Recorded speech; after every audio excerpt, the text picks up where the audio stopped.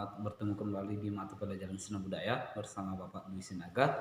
Untuk kali ini, untuk kelas 12 IPS, kita akan mengulang kembali materi kita pada minggu yang lewat tentang konsep berkarya seni rupa 3 dimensi. Mengapa Bapak ulang kembali materi itu? Karena Bapak sudah cek tugas-tugasmu banyak yang salah tentang pembuatan konsep berkarya seni rupa 3 dimensi. Ada di sana tentang 3 dimensi, menjelaskan arti 3 dimensi, bukan itu dalam materi ini. Tapi Anda membuat satu konsep berkarya seni rupa 3 dimensi yang akan kamu praktekkan. Oke, saya ingatkan dulu bahwa untuk pembelajaran kali ini karena kita daring, maka kita ambil simpelnya saja, kita ambil mudahnya saja, pembuatan 3 dimensi yang mudah saja, dan yang alatnya sudah tersedia di lingkungan kita masing-masing.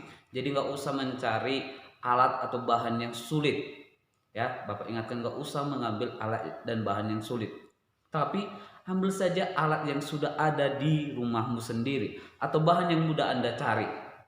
Oke, di sini Bapak akan jelaskan tentang pembuatan konsep, ya, walaupun nanti pembuatan konsepnya dalam bentuk patung. Oke. Kita ulang di tujuan pembelajaran untuk hari ini sama dengan minggu-minggu yang lewat, yakni kamu dapat mengetahui pembuatan konsep berkarya seni rupa 3 dimensi dalam bab ini. Oke, di sini saya jelaskan tentang pembuatan konsep berkarya seni rupa patung. Oke, kita buat dulu karya.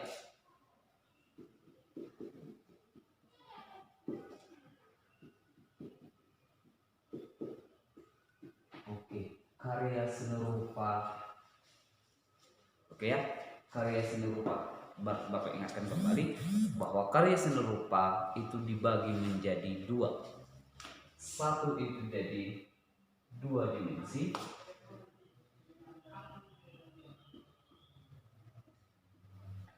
dan satu lagi 3 dimensi.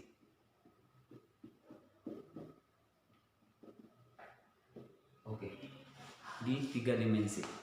Dan untuk materi kita hari ini adalah untuk 3 dimensi. Berarti 2 dimensi sudah kita bahas, sekarang 3 dimensi. Berarti yang 3 dimensi ini yang kita bahas. Oke, dalam pembuatan 3 dimensi berarti yang paling utama kita ketahui adalah sebuah ide, ya, sumber. Oke, sumber ini bisa kita dapatkan dari beberapa inspirasi kita. Itu bisa dari pengalaman, dari pengalaman, dan bisa juga dari mimpi, bisa juga dari media massa dan lingkungan kita masing-masing. Oke, ide berarti kita ambil suatu ide yang akan kita ciptakan dalam pembuatan 3 dimensi. Itulah ide yang harus kita ambil. Oke, saya contohkan ide saya tentang pembuatan patung Dunhoven. Oke, berarti kita buat patung ini Dunhoven.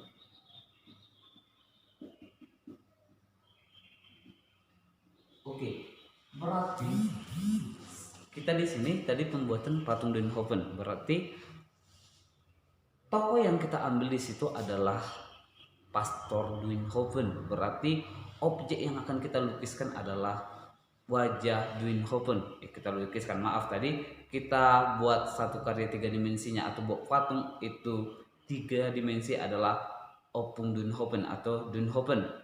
Oke, itu berarti saya ambil dari lingkungan saya. Itu berarti dari pengalaman lingkungan saya. Berarti tokoh yang berpengaruh di lingkungan saya. Berarti saya ambil Dunhoven. Berarti saya tidak akan pergi lagi ke sumber-sumber yang lain. Saya berfokus ke Dunhoven. Maka saya cari ini, Dunhoven ini sebenarnya siapa? Ya, sebenarnya Dunhoven ini siapa? Sifatnya gimana? Ya, kalau pembuatan dalam karya seni rupa tiga dimensi itu kita harus tahu tujuan atau apa yang kita buat karyanya, kita harus memahami secara betul. Ya, berarti harus kita pahami dulu siapa tokoh tersebut. Ya, kita pahami bagaimana wajahnya. Berarti harus kita ambil sumber-sumber yang cocok pada objek yang harus kita buat karya tersebut. Oke, setelah tokohnya atau objeknya yang sudah kita ketahui, maka yang sekarang perupanya siapa? Adalah kamu. Kamulah yang jadi perupa di sini. Perupa. Perupa itu adalah kamu. Ya. Perupa itu adalah kamu yang membuat karya seni rupa keseluruhan itu adalah perupa. Ya, berlain dengan seniman. Seniman itu adalah tokoh-tokoh yang mendalami, sedangkan perupa adalah orang-orang yang berkarya. Oke, di sini setelah kamu atau perupa kamu mengetahui objek yang akan kamu praktekkan atau dalam membuat satu karya, maka di sini berarti harus kita ketahui teknik yang akan kita pergunakan, mulai dari teknik, alat, bahan, dan objek. Objek tadi sudah kita tentukan di dokumennya. Oke, di kita pembuatan dalam satu teknik. Berarti kita bahas satu-satu tekniknya.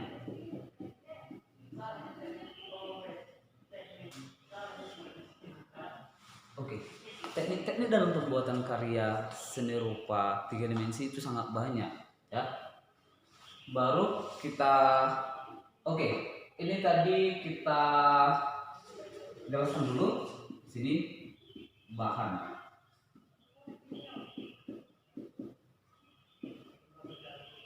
Alat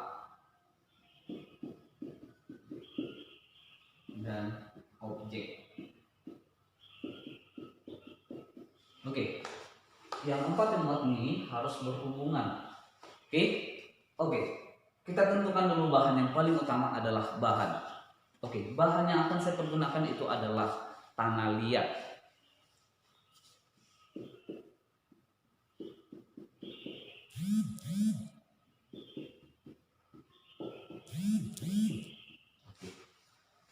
Bahan yang akan saya gunakan adalah tanah liat. Di sini nanti pembentukan objek ini akan saya buat dari tanah liat, dan berikutnya akan saya buat sebuah cetakan menggunakan fiber. Oke, dan ini adalah tambahan.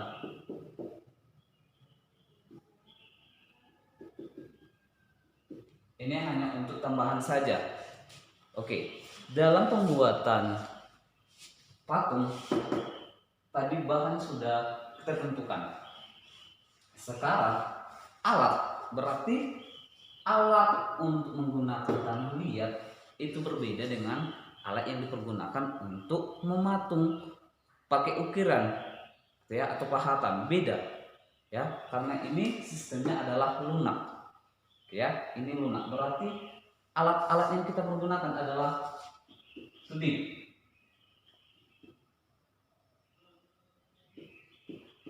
ya, kayu kecil,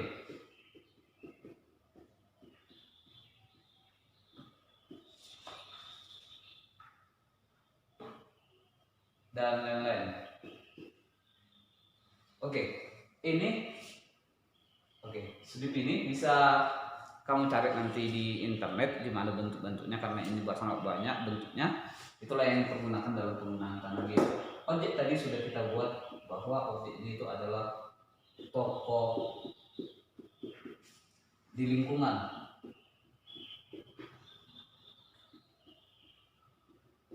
yaitu Beethoven.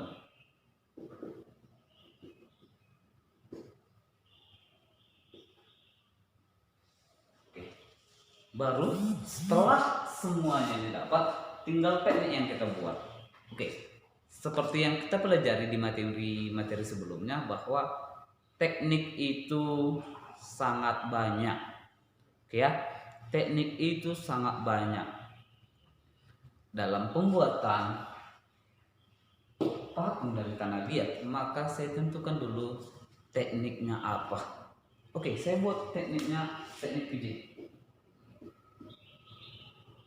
Dan sistemnya adalah pembuatan sistem mengurangi dan menambahi.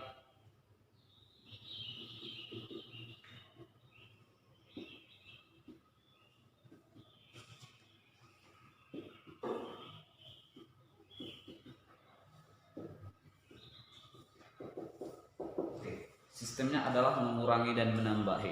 Berarti di sini saya akan pergunakan tanda liatnya sistem dekrok dan saya tambahi supaya terbentuk toko yang akan saya buat sistemnya. Oke ya. Berarti setelah semua ini siap, tinggal terakhir adalah proses pembuatan. Ya, berarti proses pembuatan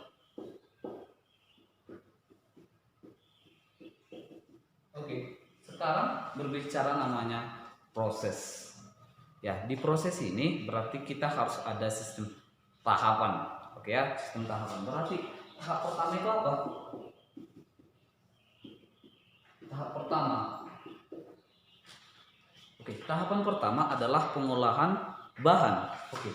Tanah liat seperti yang kita tahu, tanah liat itu tidak bisa langsung dipergunakan, berarti harus ada sistem pengolahan. Berarti pertama adalah pengolahan tanah liat.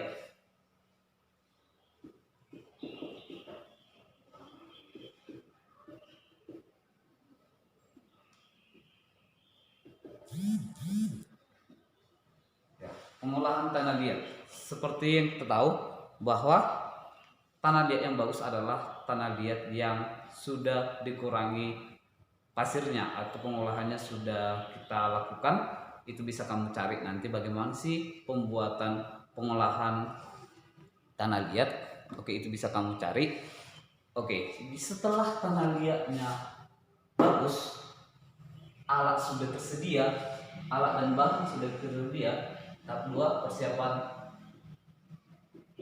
alat bahan.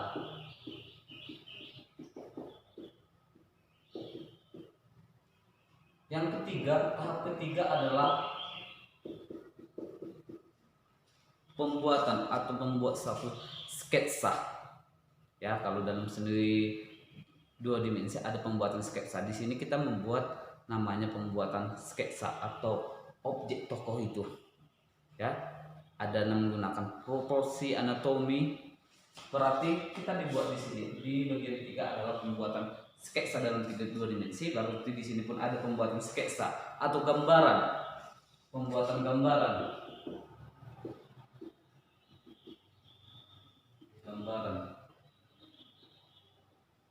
Oke.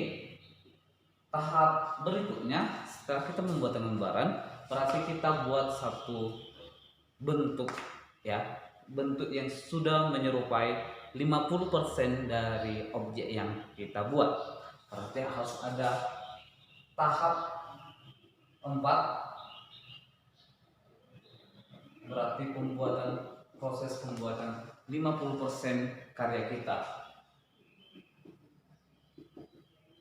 Oke, di sini setelah pembuatan karya tersebut, maka terakhir yang paling harus kita perhatikan adalah pembuatan detail, ya.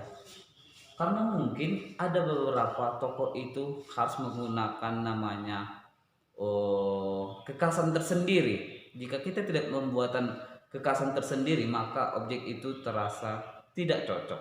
Maka harus kita ambil kekasan-kekasan dari toko tersebut. Maka sebelumnya tadi saya bilang, maka harus kita kuasai dulu siapa objek yang harus kita buat karyanya, ya. Menguasai objek itu sendiri, ya. Dalam karya seni rupa, aliran-aliran seni rupa 3 dimensi ataupun 2 dimensi namanya banyak aliran, ya.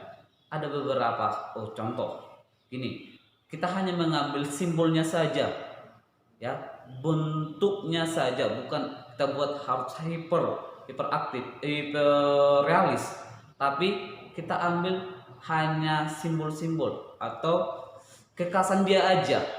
Oke, dalam toko ini kita buat, kalau dia menggunakan beberapa aliran, kita buat dulu hanya penggunaan simbol atau ekspresi saja, maka saya hanya ngambil tokoh Duinhoven ini kekasannya saja. Satu, kebaikan. Bagaimana sih membuat karya menunjukkan bahwa dia itu baik. Kedua, oh dia kan orang Eropa, orang Belanda. Bagaimana sih postur badan orang Belanda? Ketiga, karena dia di sini banyak cerita mengatakan bahwa dia ada ciri khasnya. Berarti ciri khasnya itu yang kita ambil. Bukan berarti harus semua, ya. Itu tergantung aliran si perupa. Mau aliran apa yang Anda ambil? Ya, itu tergantung si perupanya. Itu tidak dibatasi. Oke, berarti ciri-ciri khas dari toko yang kita ambil. Oke, sekian dulu pembelajaran kita. Jika tidak paham bisa Anda komen di Classroom dan bisa juga langsung kamu chat pribadi Bapak supaya kamu mengerti tentang pembuatan konsep berkarya seni rupa 3 dimensi. Ini hanya untuk mempermudahkan kamu dalam membuat karya seni rupa 3 dimensi. Supaya minggu depan berarti kalau sudah tersedia semua, kamu tinggal praktekkan saja. Tidak ada nanti, Pak, gimana caranya membuat bahan alat? Tidak ada lagi. Sudah lengkap segalanya. Tekniknya, bahannya, alatnya, dan objeknya. Oke, sekian dulu. Kamu buat konsep berkaryamu di buku catatan dan kamu fotokan kembali ke Bapak. Oke, sekian dan terima kasih. Oke, tetap ikuti protokol kesehatan. Terima kasih.